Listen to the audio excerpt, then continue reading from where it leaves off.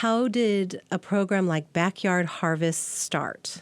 There's a local gardener who just one year grew way too much in her garden and decided to start getting it to food banks. And, turned out there were a lot of other people in the area who had that same, quote unquote problem.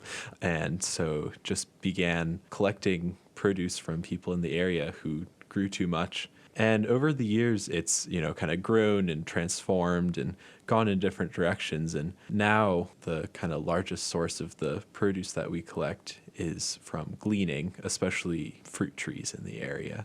There's a recent report that says in Idaho, 1 in 6 adults is food insecure, and the number is 1 in 4 children is, or they don't know where their next meal is coming from. Backyard Harvest sounds like it's mostly for the spring and summertime. What about the fall and winter? Yeah, so that's a really good question. And I think that's something that Backyard Harvest is striving to try to figure out how to disseminate this food in the winter, especially at least on the board. We've been talking about different ways, maybe food processing or other ways to preserve the food to get to some of the people in need and still keeping that food local. In the fall especially, we just get so much fruit at one time right before the frosts come. We have a cooler chock full of apples and things, and a lot of places will already have a lot of fresh apples. So one thing we are working on is figuring out ways that we can, maybe preserve these so that they can be distributed in the winter when there is a greater need for local food. Don't you two find it so interesting that it seems to be a bit difficult to feed people locally?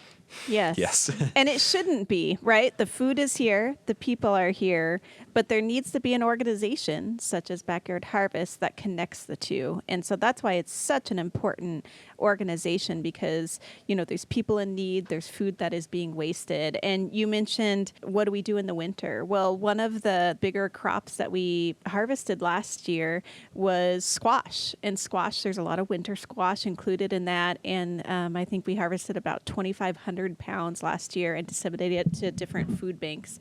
So there is a component where some of this food will last throughout the winter. Even some of the apples, we're still eating apples that was collected last year, at least at our own home. So yeah, there is a component where food will last quite a long ways, especially if you have it chilled or dry or in the right conditions. I think, the way our food system is set up is that the vast majority of our food is coming from large-scale growers who, more likely than not, are not local, maybe not even within the country.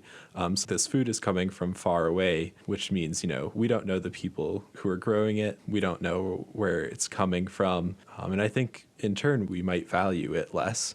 I think one of the things I've seen with Backyard Harvest is that when people see this food and where it's coming from and who's growing it, you get a greater appreciation for it. You kind of understand that this food is actually being grown somewhere and means a lot to eat something. For you. Right, right. It's like the spirit of the whole thing between the human and the plant and the person who consumes it. It is more special.